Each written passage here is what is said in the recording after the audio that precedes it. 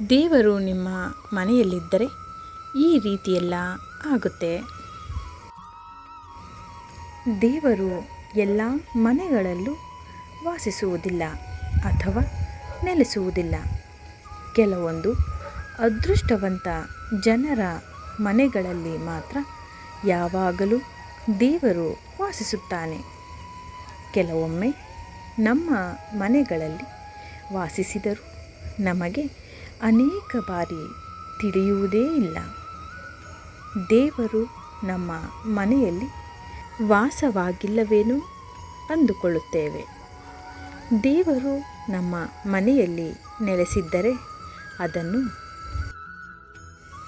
ಅವನು ಕೆಲವೊಂದು ಸೂಚನೆಗಳ ಮೂಲಕ ತೋರಿಸುತ್ತಾನೆ. ಇಂತಹ ಸೂಚನೆಗಳು ನಿಮ್ಮ ಮನೆಯಲ್ಲೂ ಕಾಣಿಸಿಕೊಂಡರೆ ದೇವರು ನಿಮ್ಮ ಮನೆಯಲ್ಲಿ ವಾಸವಾಗಿದ್ದಾನೆ ಎಂಬುದನ್ನು ಸುಲಭವಾಗಿ ಅರ್ಥ ಮಾಡಿಕೊಳ್ಳಬಹುದು. ದೇವರು ನಿಮ್ಮ ಮನೆಯಲ್ಲಿ ನೆಲೆಸಿದ್ದರೆ ಅದು ಎಂತಹ ಸೂಚನೆಗಳು ನಿಮಗೆ ದೊರೆಯುತ್ತದೆ ಎಂಬುದನ್ನು ಇಲ್ಲಿ ಅರ್ಥ ಮಾಡಿಕೊಳ್ಳಿ. ಮೊದಲನೆಯದು ತುಳಸಿ ಗಿಡ. ಈ ಸೂಚನೆಗಳನ್ನು ನೀಡುವುದು.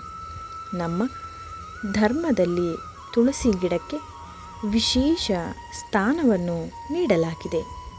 ಇದು ಕೇವಲ ಗಿಡ ಮಾತ್ರವಲ್ಲ, ದೇವರ ರೂಪ. ಲಕ್ಷ್ಮೀನಾರಾಯಣರು ಈ ಗಿಡದಲ್ಲಿ ನೆಲೆಸಿರುತ್ತಾರೆ ಎಂಬುದು ನಂಬಿಕೆ.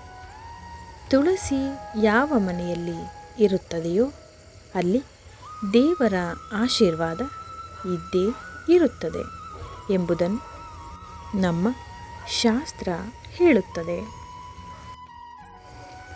ಮನೆಯ ಅಥವಾ ಕುಟುಂಬದ ಸದಸ್ಯರ ಅಳಿವು ಮತ್ತು ಉಳಿವನ್ನು ಈ ತುಳಸಿ ಗಿಡಗಳು ಸೂಚಿಸುತ್ತವೆ.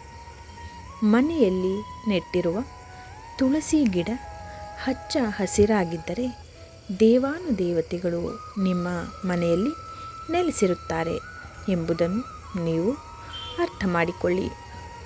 ಇದು ನಿಮಗೆ ದೇವರು ನೀಡಿರುವ ಆಶೀರ್ವಾದ ಅಂದುಕೊಳ್ಳಿ. ಎರಡನೆಯದು ದೈವಿಕ ಚಿಹ್ನೆಗಳ ಕನಸುಗಳು. ನೀವು ನಿಮ್ಮ ಕನಸಿನಲ್ಲಿ ಆಗಿರಬಹುದು ಅಥವಾ ನಿಮ್ಮ ಕುಟುಂಬದ ಯಾವುದೇ ಒಬ್ಬ ಸದಸ್ಯ ಆಗಿರಬಹುದು. ತನ್ನ ಕನಸಿನಲ್ಲಿ ದೇವರ ರೂಪವಾದ ಅಥವಾ ದೇವರನ್ನು ಹೋಲುವ ದೀಪಗಳು, ದೇವಸ್ಥಾನ, ಹೂವು,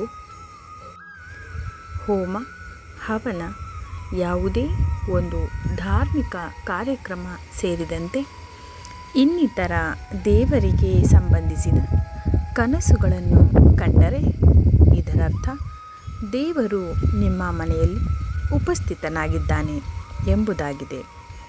ಇದನ್ನು ಶುಭ ಕನಸುಗಳು ಎಂದು ನಾವು ಪರಿಗಣಿಸಬಹುದು. ಮೂರನೆಯದಾಗಿ ಸುಗಂಧ ದ್ರವ್ಯಗಳ ಪರಿಮಳ. ಮನೆಯಲ್ಲಿ ಕೆಟ್ಟ ವಾಸನೆಗಳು ಬರುತ್ತಿದ್ದರೆ ಅದನ್ನು ನಕಾರಾತ್ಮಕ ಶಕ್ತಿಗಳು ಇರುವಿಕೆಯ ಸಂಕೇತವೆಂದು ಪರಿಗಣಿಸಲಾಗುತ್ತದೆ. ಅದೇ ಮನೆಯಲ್ಲಿ ಸುಗಂಧ ದ್ರವ್ಯಗಳ ವಾಸನೆಯು ಬರುತ್ತಿದ್ದರೆ ಅದನ್ನು ದೈವಿಕ ಶಕ್ತಿಗಳು ನೆಲೆಸಿರುವ ಸೂಚನೆ ಎಂದು ಪರಿಗಣಿಸಲಾಗುತ್ತದೆ. ನಿಮ್ಮ ಮನೆಯಲ್ಲಿ ದೇವರು ಅಥವಾ ದೇವತೆಗಳು ವಾಸವಾಗಿದ್ದರೆ ಅಂತಹ ಸಂದರ್ಭದಲ್ಲಿ ನಿಮ್ಮ ಮನೆಯಿಂದ ಹಾಗೂ ನಿಮ್ಮ ಮನೆಯ ದೇವರ ಕೋಣೆಯಿಂದ ನೀವು ಸುಗಂಧಭರಿತ ಪರಿಮಳವನ್ನು ಅನುಭವಿಸುತ್ತೀರಿ. ಈ ಪರಿಮಳ ನಿಮ್ಮ ಮನಸ್ಸನ್ನು ಪ್ರಶಾಂತವಾಗಿಸುತ್ತದೆ. ನಾಲ್ಕನೇದಾಗಿ ಈ ಎಲ್ಲ ಜೀವಿಗಳು ನೀವು ಮುಂಜಾನೆ ದೇವರನ್ನು ಪೂಜಿಸುವ ಸಮಯದಲ್ಲಾಗಿರಬಹುದು ಅಥವಾ ದೇವರ ಪ್ರಾರ್ಥನೆಯನ್ನು ಮಾಡುವಂತಹ ಸಂದರ್ಭದಲ್ಲಾಗಿರಬಹುದು. ಯಾವುದೇ ಒಂದು ಹಸು, ಬೆಕ್ಕು ಅಥವಾ ಸನ್ಯಾಸಿಯಂಥವರು ನಿಮ್ಮ ಮನೆ ಬಾಗಿಲಿಗೆ ಬಂದರೆ ಅದನ್ನು ಮಂಗಳಕರ ಸೂಚನೆಯೆಂದು ಹಾಗೂ ಇದು ದೇವರು ನಿಮ್ಮ ಮನೆಯಲ್ಲಿ ನೆಲೆಸಿದ್ದಾನೆ ಎಂಬುದರ ಸೂಚನೆಯೆಂದು ಪರಿಗಣಿಸಲಾಗುತ್ತದೆ. ಇಂತಹ ಜೀವಿಗಳಾಗಿರಬಹುದು ಅಥವಾ ಸನ್ಯಾಸಿಗಳಾಗಿರಬಹುದು ನಿಮ್ಮ ಮನೆ ಬಾಗಿಲಿಗೆ ಬಂದರೆ ಅವರಿಗೆ ತಿನ್ನಲು ಏನನ್ನಾದರೂ ನೀಡುವುದು ಒಳ್ಳೆಯದು.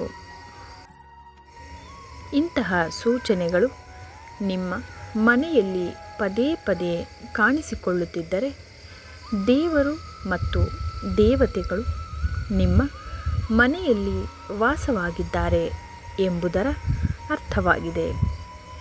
ಇವುಗಳು ನಿಮ್ಮ ಜೀವನದಲ್ಲಿ ಪ್ರತಿನಿತ್ಯ ಎದುರಾಗುವ ಶುಭ ಸೂಚನೆಯೆಂದು ಪರಿಗಣಿಸಲಾಗುತ್ತದೆ. ಈ ಮಾಹಿತಿ ನಿಮಗಿಷ್ಟ ಆಗಿದ್ದರೆ ಪ್ಲೀಸ್ ಲೈಕ್ ಮಾಡಿ, ಶೇರ್ ಮಾಡಿ, ಕಮೆಂಟ್ ಮಾಡಿ. ಇನ್ನೂ ಯಾರಾದರೂ ನನ್ನ ಚಾನಲ್ನ ಸಬ್ಸ್ಕ್ರೈಬ್ ಮಾಡ್ಕೊಳ್ದೆ ನೋಡ್ತಿದ್ರೆ ಪ್ಲೀಸ್ ಸಬ್ಸ್ಕ್ರೈಬ್ ಮಾಡ್ಕೊಳ್ಳೋದನ್ನ ಮರಿಬೇಡಿ. KSR Kannada YouTube channel. Thank you. Thanks for watching.